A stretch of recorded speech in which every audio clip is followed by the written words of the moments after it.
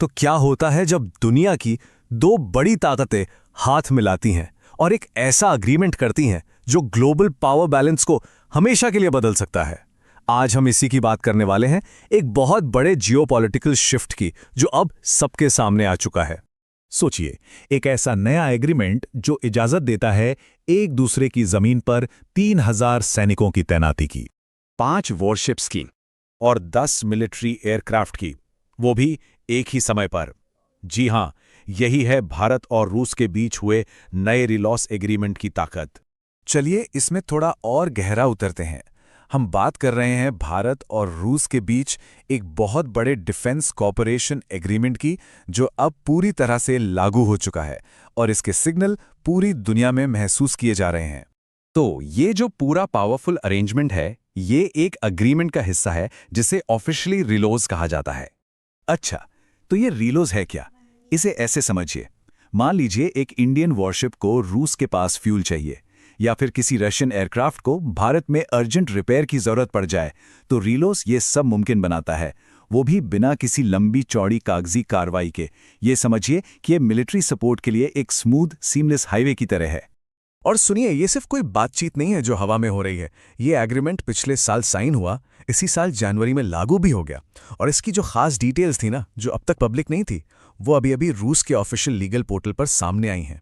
अब यहाँ एक बहुत इंटरेस्टिंग बात है कि इसके रूल्स कितने क्लियर हैं। मतलब ये एग्रीमेंट यूक्रेन जैसे किसी युद्ध में सैनिक भेजने के लिए बिल्कुल नहीं है। ये सिर्फ जॉइंट एक्सरसाइज, डिजास्टर रिलीफ या फिर ऐसी एक्टिविटीज के लिए है जिन पर दोनों देश पहले से राजी हों। और तो और कितने सैनिक या जहाज तैनात होंगे, उस पर भी बहुत सख्त लिमिट्स हैं। लेकिन बात सिर्फ मिलिट्री एक्सरसाइज को आसान बनाने से कहीं ज्यादा बड़ी है। इस डील में भारत के लिए एक बहुत बड़ा स्ट्रैटेजिक जैकपॉट छिपा है। और वो जैकपॉट क्या है? वो है आर्कटिक। चलिए अब आर्कटिक की बात करते हैं, जो शायद इस पूरे एग्रीमेंट का सबसे जरूरी हिस्सा है। देखिए, जैसे जैसे हमारी दुनिया गर्म हो रही है, आर्कटिक जो कभी बर्फ की चादर हुआ करता था, अब धीरे धीरे एक ग्लोबल शिपिंग सुपर हाईवे में बदल रहा है। और दुनिया की सारी बड़ी ताकतें वहां अपनी जगह बनाने की दौड़ में लगी हुई हैं।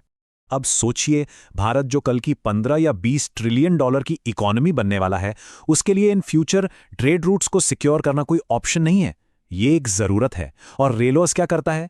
ये भारत को क्रिटिकल नॉर्दर्न सी रूट पर बने रशियन बेसेस और पोर्ट्स तक सीधी डायरेक्ट एक्सेस देता है। और यहीं पर हमें भारत की फॉरेन पॉलिसी का एक बहुत ही मजबूत पिलर, उसका एक कोर आइडिया देखने को मिलता है, और वो है स्ट्रेटेजिक ऑटोनॉमी, यानी अपनी आज़ादी, अपने फैसले खुद लेने की ताकत।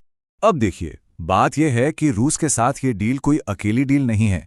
ये सीधे सीधे अमेरिका के साथ भारत के एक ऐसे ही लॉजिस्टिक्स अग्रीमेंट, जिसे LMOA कहते हैं, को कॉम्प्लीमेंट करती है। जरा सोचिए, दुनिया में कितने देश होंगे जो एक दूसरे के सबसे बड़े कॉम्पिटिटर्स रूस और अमेरिका दोनों के साथ ऐसे मिलिट्री अग्रीमेंट कर सकते हैं? बहुत कम। तो भारत सिर्फ रूस या अमेरिका पर ही नहीं रुका, उसने फ्रांस, ऑस्ट्रेलिया, जापान और सिंगापुर के साथ भी ऐसे ही लॉजिस्टिक्स एग्रीमेंट साइन किए हैं। मतलब एक पूरा नेटवर्क बना लिया है, ताकि अपनी ग्लोबल पहुंच के लिए उसे कभी भी किसी एक देश पर डिपेंडेंट न रहना पड़े। तो सवाल ये उठता है कि ये एक अकेला अग्रीमेंट ग्लोबल पावर बैलेंस को आखिर कैसे बदलता है? ये डील एक बहुत ही क्लियर मैसेज भेजती है। वेस्ट को यह मैसेज जाता है कि बाहरी दबाव के बावजूद भारत अपनी पुरानी और आजमाई हुई रूस के साथ दोस्ती नहीं छोड़ने वाला। चीन को यह मैसेज जाता है कि एक मजबूत भारत रूस पार्टनरशिप का मतलब है कि रूस पूरी तरह से उस पर डिपेंडेंट नहीं होगा। और सबसे बड़ी बात, यह साबित करता है कि भारत एक ही समय पर रूस के साथ अपने रिश्ते मजबूत कर सकता है और क्वाड जैसे वेस्टर्न ग्रुप्स के साथ भी काम कर सकता है।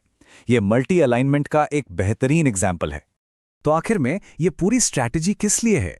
ये इसलिए है ताकि जैसे जैसे भारत की इकोनॉमिक और मिलिट्री पावर बढ़े, उसे इस मल्टीपोलर दुनिया में कभी भी किसी एक का साइड लेने के लिए मजबूर ना होना पड़े। तो ये जो रिलोस एग्रीमेंट है, ये सिर्फ एक लॉजिस्टिक्स की डील नहीं है, बिल्कुल नहीं। ये भारत के एक इंडिपेंडेंट ग्लोबल पावर के तौर पर उभरने का एक और बड़ा और जरूरी कदम है। एक ऐसी पावर जो अपना एजेंडा खुद तय करती है। तो अब सवाल ये है कि भारत अपनी इस नई ताकत का